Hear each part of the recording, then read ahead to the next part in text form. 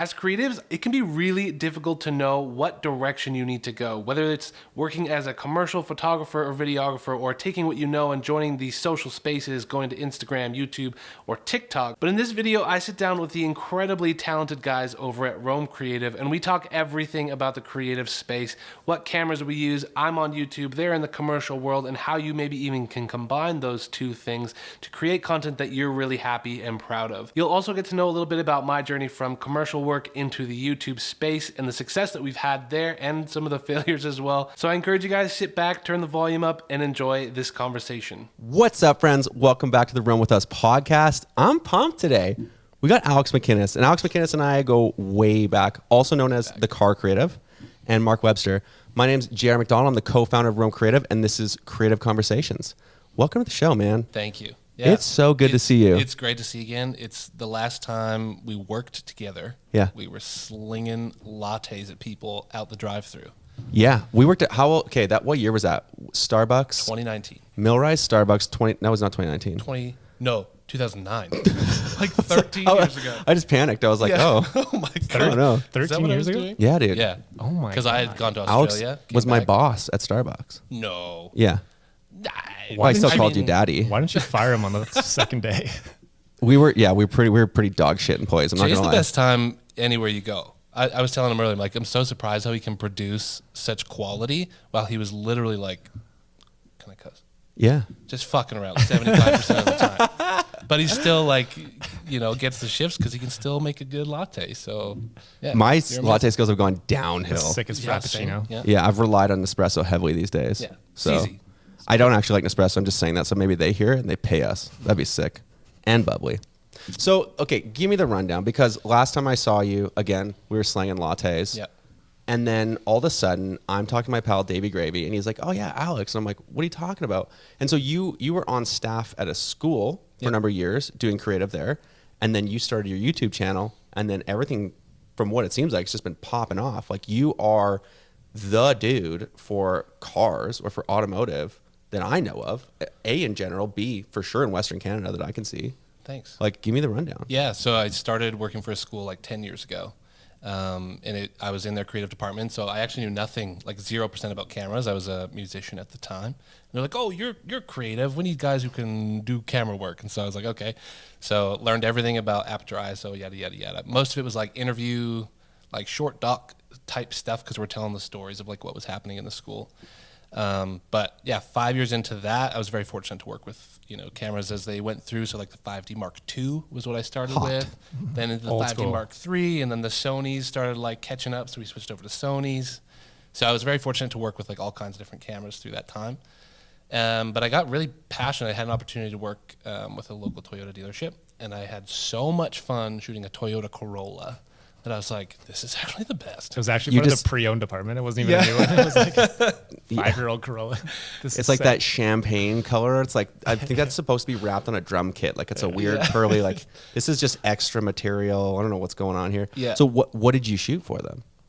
So I got connected, and I'd been dreaming about like taking everything I knew about cameras and moving it over to cars. Toyota Corollas. Corollas, whatever they were willing I've been to give having me. dreams about Toyota Corollas. So I ended up shooting a RAV4 for them. I pitched them on this idea. I was like, we're in the beautiful Rocky Mountains. You guys are terrible at social media, so let me take your brand and I'll like give you guys some content and maybe even post it for you. So I pitched them on this project, and they're like, yeah, this sounds good. They paid me for it. It was awesome. And so that's kind of like when I got to take my vision of photography and videography and actually turn it towards cars. So that's when the passion clicked. Right. So I'd been doing work, but like, who's passionate about shooting children? Not like shooting children. Okay. Photographing and videoing children at school. It was great. Like a wonderful Mark opportunity. used to be passionate about that, and now his ankle beeps when he goes too far. So Exactly. So that's like the passion clicked, and so they gave me a Toyota Tacoma, and again, they were paying me for it, and that was like the first time that I went out and did a vlog. I like woke up way too late, missed sunrise and all that stuff, but that's my first vlog of me being like, I'm finally getting paid to do car photography. So that was 5 years in. And then, the journeys just kind of kept rolling after that. I just kept kind of bringing people along on the journey and teaching people like, oh, this is why I'm using this lens for this, or like, this is the camera that I'm using. And it just kind of clicked with a certain niche of guys that are like, yeah, I want to shoot cars too. And like anyone that owns a car, like a gentleman that loves cars, they have a phone in their pocket. And Right. most guys that love cars love taking pictures of their cars. So it's like whether it's with Not your Jay, phone. though. Yeah. I What You do know. you drive? What do you drive though? a Toyota Tundra. Yeah. Oh, so a nice one. Yeah, But What did you drive before Mark that? picked it. okay. I don't care. What I'm about like you- point A to point B. What about your electric blue RAV4? Oh, I did have. Yeah, no, okay. So I had a Honda CRV that initially it was like kind of a joke. Like it kept getting these little emoji lights that would come on, and then I would text my dad and be like, "There's a thing on the dashboard again. Oh, Like, what yeah, does it yeah, mean?" yeah. And he's like, "It means stop driving right now."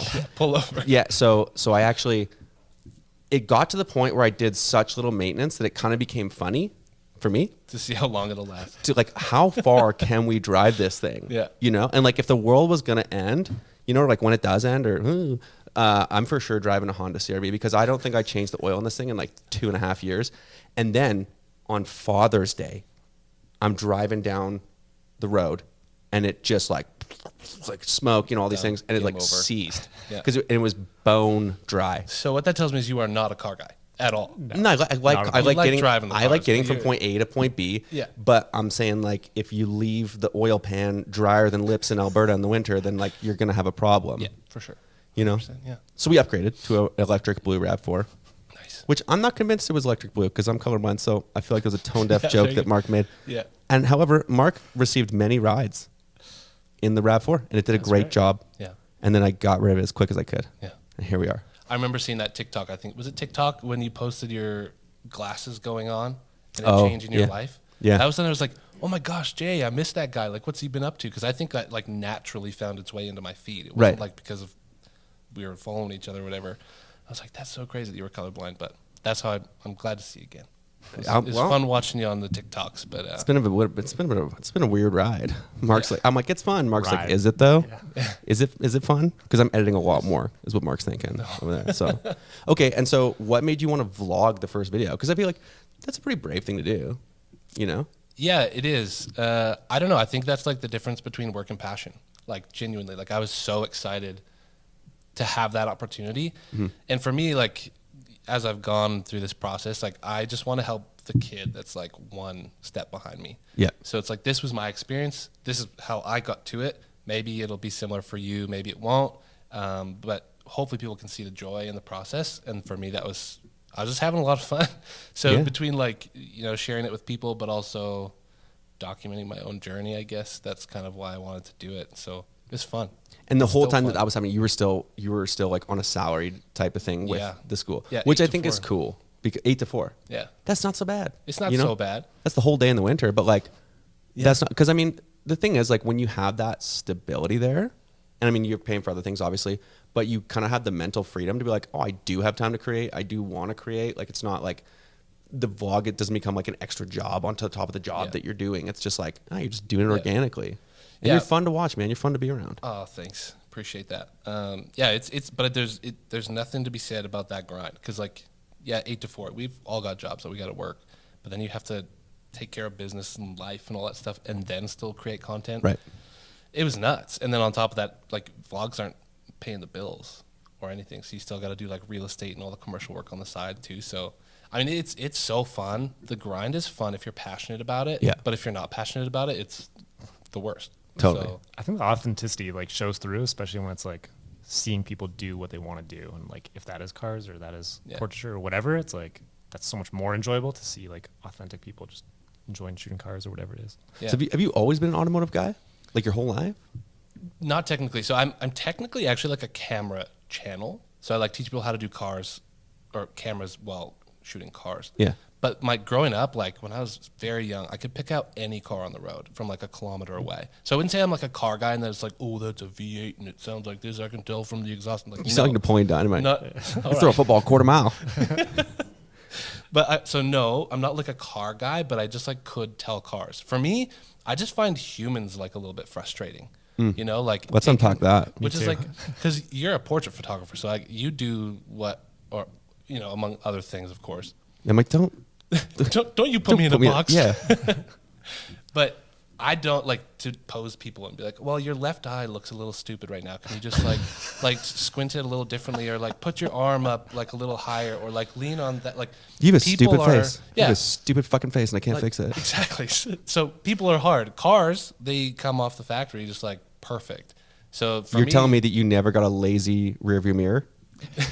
you just don't photograph. You just it. okay. You just leave it. The rear tire is just a little low. Yeah. Yeah, something's listen, off. if you get a bad photo, it's on me. Like, that means I put the car in a bad situation with bad light, and then I didn't get the right angle. Like, it's on me. So Right. for me, I loved that challenge of parking it, and then without the variables of human beings, it was just me. So, I mean, I'm getting more into it now. I enjoy like figuring out, because a lot of commercial car photography includes people. Mixing Right. people So, with cars. Yeah, so like getting more into that like lifestyle brand. So now I'm kind of like, okay, I've got the cars down. Right. Now let's start incorporating, and you look at the Mercedes-Benz, you look at like the big companies that are doing this, and they have people interacting with their cars. But So I feel now- like can it really be that hard? I'm just gonna be that guy, you know? What? It's like, Yes. hey, all right, okay. On 3, we have a couple moves here. Move number 1, get in the car. Move number 2, get out of the car. people are awkward. Move number 3, look in the rear view mirror with that like pervy Yeah. little smile. Okay. You know the one I'm talking about? They're Yeah. like, This is why you guys are the professionals. Dude, you just gave yourself a wonderful YouTube video idea. That's a 15-second How to ad shoot right how to People perv with smile cars. in a car commercial. Exactly. Done, dialed. There you go. You got the title. You're right, though. No, I feel like it does add a different human element. And so when you're shooting, are you doing primarily natural light? Are you adding, like, what's going on? Are you controlling things? 98% of the time, it's natural light. Yeah. Wow. Because I mean, strobes are fun. Like, I've done like a bit of light painting and stuff in controlled environments, but for the most part, it's natural light, and then just making sure that you're utilizing the center of the camera Right. appropriately. And like, I was shooting with Sony's, and they're amazing in dynamic range. So being able to pull the shadows up and get the details back is awesome. So Yeah. and I think there is like a bit of a style around photographing, and specifically, I think most of the work is done in editing for automotive. To bring out the details. So that's kind of what I love to teach people, is specifically if you're shooting a car, this is how you can like bring those details out. So The process of it. yeah, because it is different than people. Like, you deal with skin tones and all that stuff, but cars, I mean, you still deal with colors, and this is actually what's really cool about automotive photography. I don't know if I'm ranting too much, sorry, No. but No. Love it. automotive photographers are like the full gamut. Like, we do landscapes, we do portraits of cars. What else? Product photography. Like, we do all of it. Automotive in a way all mixes within the- every genre It into does. It's like weird flex, but okay. Yeah. Oh, well, I mean, you guys do it too, okay? But No, you're so right. Like, you're 100% it correct. takes so many like different skills to shoot automotive, and so I think that's why I kind of picked this niche, is you can actually teach everything about cameras and that kind of environment with cars. I think Learn also in everything. automotive too, like there's, at least where we are, you know, we're Alberta based, Alberta and BC, but you know, there's so many spots here when you're learning to be a photographer or videographer, you know, when you're getting into videography, it's like you can just walk up to this insane lake. You just walk right there. You can hike less than an hour, you know, it's like a very medial hike to get to this insane place. It just looks incredible. With a vehicle, like not all those places you can just get right up front. So you have to get additional creativity going to like, okay, yeah, I want to be say in Banff National Park, but like, what am I doing with this? Because I can't just drive that thing Yeah. onto the lake. Like, Where there's do you got to have be. access to certain places? Yeah, exactly. I was actually watching your guys' reel today on your website, and there's one golf course that you guys filmed at in Cranbrook Yes. or something, and there's beautiful home. Yeah. So I didn't know where it was, but I was like, Cranbrook Hotel. And I was like, okay, that's not a hotel, that's a golf course. Yeah. So I found it, it and St. I Eugene pinned it. or the- Yeah. I think Or so. the- It was like, yeah. it was just outside of Cranbrook, but I Yeah. pinned it because I'm like, that's a beautiful home. Oh, So it's this you like, crazy. So that's a very cool story. yeah? So that was actually a residential school. Oh my gosh. And then the indigenous peoples took it over. And they were like, you use this against us. We're taking this back. This is ours now. Yeah. And we're going to create power out of this. And so they've done amazing things. Like, it's like a golf course, and there's a casino, and there's the hotel itself, and like this beautiful restaurants. We worked with Tourism Cranbrook there a couple years ago. We're heading back in a few weeks, but it is like what was and could have been just a dark, disgusting place is they've made it beautiful. Redeemed it. It's really cool. Love it, man. Cranbrook's such an interesting like location for car stuff Yeah. too, because like there's so many backcountry forestry roads and like Yeah. so many cool photo opportunities, like it'd actually be a sweet spot to Well, I our pinned commercial. it. Yeah, I like you're went you and gotta I'm go. like, if I ever get a nice vehicle, I'm gonna be like, can I take it here? Yeah. Because it's like it's a beautiful photo. So I think it's yeah. another segue of like, do you think it's been beneficial to be Alberta based doing car stuff? Like, do you think the Alberta landscape lends itself well?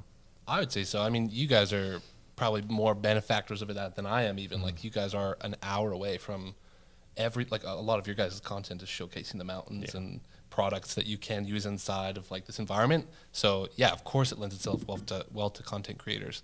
It is hard because those Banff parking lots are always very busy. So you kind of have to go at like odd times to get cars into these locations. But when you find a spot, man, it's gorgeous and it's probably overused. So you have to figure out how to shoot it in a unique way. But we live in a beautiful country, 100%. So we're very fortunate. I need to take advantage of it more. I don't think I have as much as I should have, but yeah. For us, it's just going to happen like unintentionally. It just happens organically because you just like spending time outside, and then it's just like you just end up being there anyways. But so how do you differentiate yourself, or like how did you get yourself to be the car creative? Because when you think of the car creative, like you think your name, I think your name.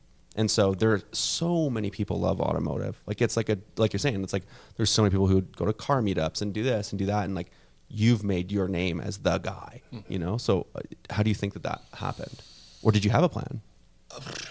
I don't know if I had a plan. I think like people are drawn to nice people. I'm kind of thinking on the go here, but like I love to share, and I think if you think about even like the car niche in itself, you have like kids that take pictures of their like Honda Civics, or you have girls They're that building are Lego. sitting on, or you have like girls that are sitting on cars in scantily clad clothing.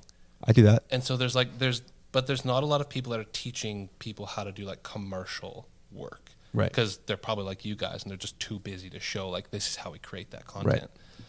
So I think it was just like through bringing people along and just like, here, come with me while I do this, that I think people maybe attach themselves to, and I'm providing value. And I think that's how you kind of want to grow anything, is like provide value instead of just, I'm not a YouTuber that's like, look at me, I'm shooting this Mercedes Benz, look how cool I am. That's not me at all. I'm like, I have this opportunity and this is probably how you could do it, or try this angle, it worked for me. So I think like that's been able to build a community of guys and girls that are like, hey, this is cool, thanks for this information, I'll subscribe because you're giving me valuable information. So I don't know, I think that's it. I think I have a lot to learn, and could learn a lot from you guys of how to pitch brands. Like there's definitely gaps in my strategy that I haven't got figured out yet, but I think once I learn those things, that's just another asset that I can offer people as I learn that journey. So what's funny, because you're saying that you want to learn in that process, but realistically, initially, you went up to somebody who said, hey, your social looks like shit and I want to fix it. You know what I mean? You offer a service, you have your value, they have the product, you found a hole in the market, and you're like, I'm going to fix this. It's like, I mean, for the most part, that is what the pitching is. Yeah. I don't often tell, destinations or people or brands that they look like shit, but like sometimes. Not quite the verbiage I used, but yeah. But that's how I got my first good job with Porsche Canada, and I think we shot the same SUV with Porsche Canada. You had the Cayenne, right? Braden and Victor. Oh, Yeah. okay, yeah. But they hadn't shot, like, if you do some digging on their website, they have Porsche Roads, and they had zero marketing for it. And so I was working a little bit with like the local Porsche guys, and I was like, hey, so there's no roads content. Like, can I take a car and make like a roads video? And they're like, sure, that's a great idea. Did that for free. But then through that, Porsche Canada was like, can you make us a proper integration? So You said no thank you. Yeah. Thank you, but no thank you. I said, yes, please. That'd be nice. I'd really like that, yeah. Yeah. So in exchange for a 911, I will happily do that. Oh my gosh, that's the dream. That's the dream. So Is it? What is the dream? Well, so the dream, I think, is to work for myself. I think like most people want that kind of freedom to do, again, what they're passionate about and get paid to do it. So YouTube feels like the next like 5 to 10 year plan to build that up and be able to work for myself and, again, continue to inspire people. Kind of like my pillars right now is like inspire, educate, and entertain. So if my videos fit inside of those pillars, I'm happy to create it and hope that it, hits someone or whatever. For me, yeah, I just want to work for myself and have the freedom to do what I'm passionate about. Dude, I love how dialed you are. Like your pillars, people like, Mark J, what are your pillars? You'd be like, shoot frickin' bangers. You know, he's like, But it's we just entered 2023, so I'm like, that's fresh in my brain what I Right, want to do. yeah. But ask me like Part of his mid-year. vision board. That he yeah. did Okay. last So night. everyone said this like New Year, new me. I didn't read it. I just looked at it and I thought it said New Year, nude me. So I started posting all this stuff. Instagram My has vision changed, board. Yeah. You know, Jay's Yeah. OnlyFans. Staying with the went trends live. for sure. That's good. well, I stained the trend. That's for sure. That's done now. Yeah. So Oh, yeah, sorry, I missed I actually that. can't leave my home past Yeah. 9, but that's cool. It's just part of the deal. So I'm glad that you got the pillars though, because that didn't get dialed in for me. Yeah. Oh man, you're funny. I think It's it's cool. important to have those goals though too, and like have those pillars set up because then you have like something that you're working towards, and I think Yeah. that gives people a lot of motivation that like you are working towards something and you're not just going with the flow, I guess. Yeah. I mean, like I have goals of like I want to hit 100K subs. That'd be nice. I want to get paid more for brand integrations. That'd be nice. But I think like when you make kind of like these pillars or like directions instead of like physical goals, it's easier to then like make a decision based on I want to move that way because it aligns with this idea rather than like, I don't know, is that going to make me 5,000 subs on this video? That's so hard to figure out. And then you might get to the end of the year and not have 100,000 and then you're disappointed that you failed. Yeah. Whereas like We're not saying we're mad at you. We're just disappointed in you. My parents say that all the time. But yeah, so I don't know. That's kind of the trajectory that I'm gonna.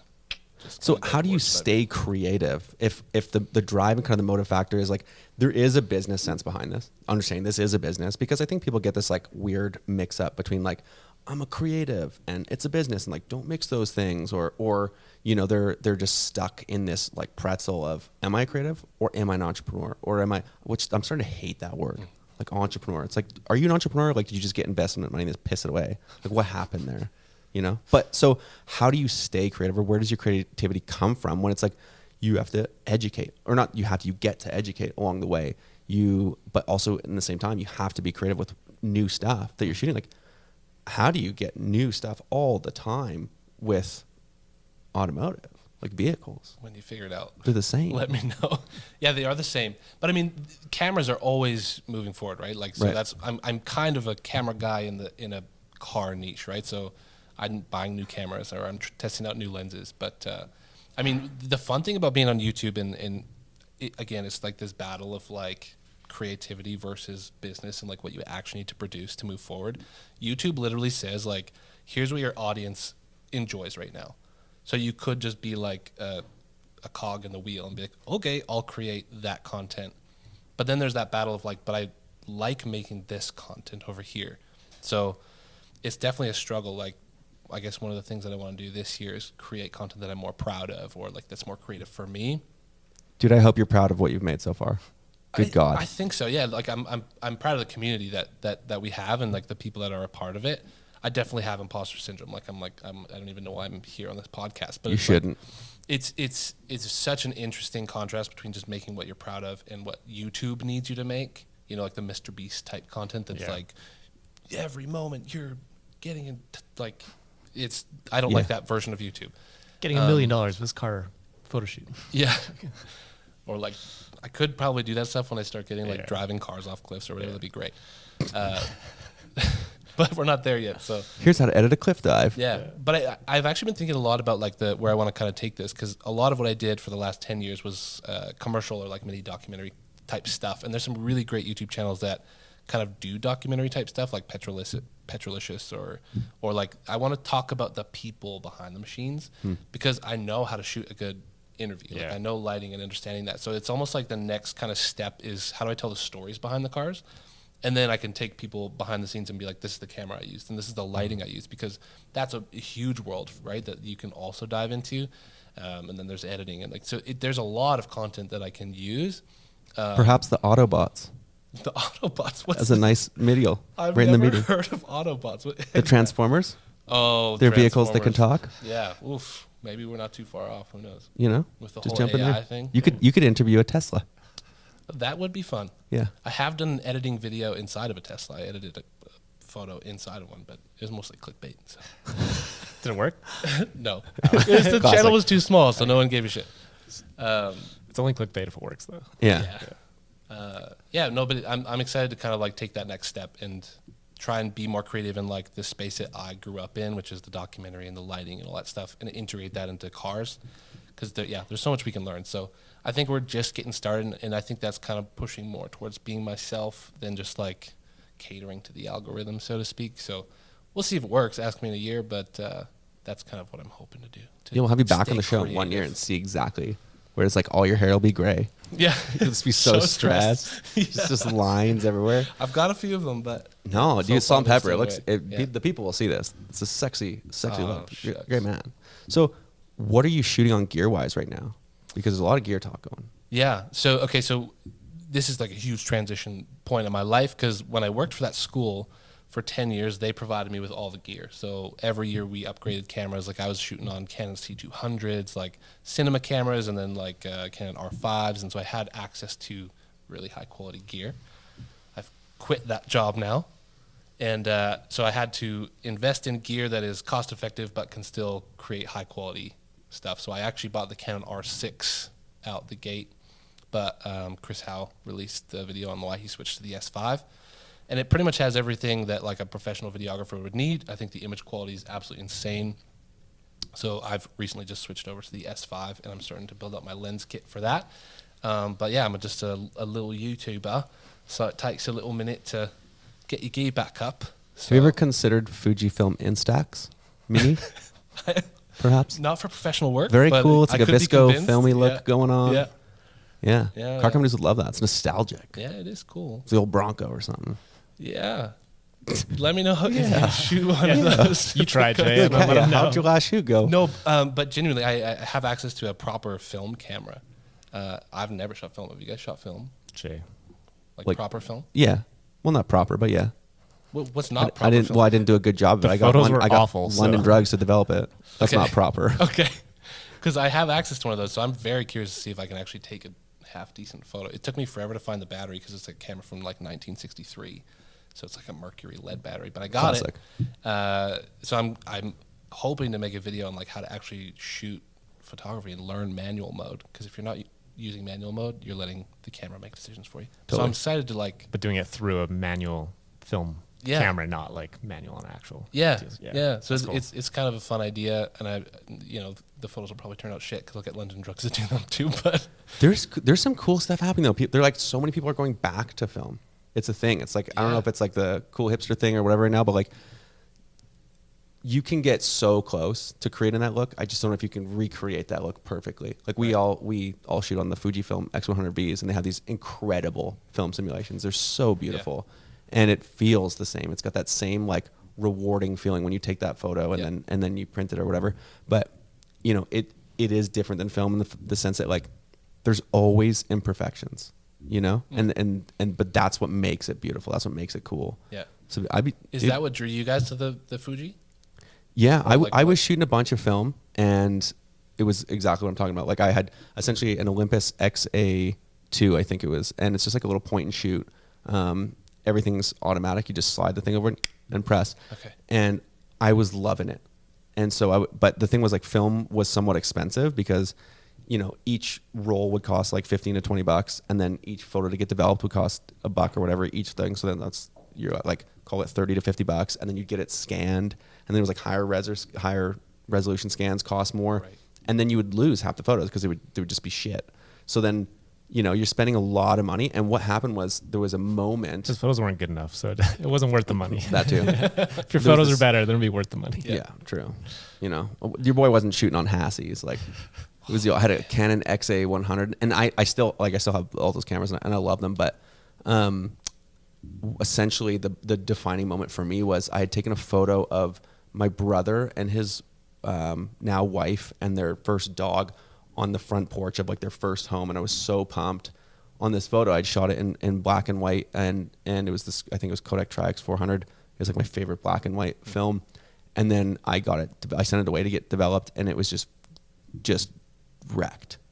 But you can't get it back. Yeah. And in that moment, I had my camera, like I had my Sony in the car, and I just didn't get it because I was like, no, the film's cool.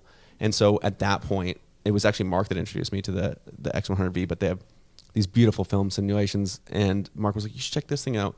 And I took it, like, I think we rented one for a weekend or something like that. I can't remember how we tried the first one, but I just loved it. And so it kind of comes with me everywhere now. It's like my go-to camera. And when you're shooting thousands and thousands and thousands of photo and like hours and hours of footage, you don't have the time or sometimes you just run out of the stamina to like edit the behind the scenes and like fun photos of friends. Yeah. And that's why I like film. You don't have to edit it, develop it, it's done. Yeah, because that one, it shoots in RAW and JPEG, right? Like imprints that like look onto the JPEG and Exactly. you just ship it to your phone or whatever, which is pretty cool. Yeah, just airdrop. And so it is really cool. Like I feel like they did a really good job making the camera for photographers. And even, to be honest, like anybody who's just a beginner, like they just want to shoot. I have mine literally set on auto with, I put a red button on it so you can hand it to anyone. So they press the red button. That's it. And I have so many fun photos, like parties. Just give it to someone. Like those things are bulletproof. The wedding dance floor. Yeah. Straight up, yeah. And there's so many amazing moments and photos, and it's just kind of like the little in-between stuff that would get lost. I love it. Yeah, that's awesome.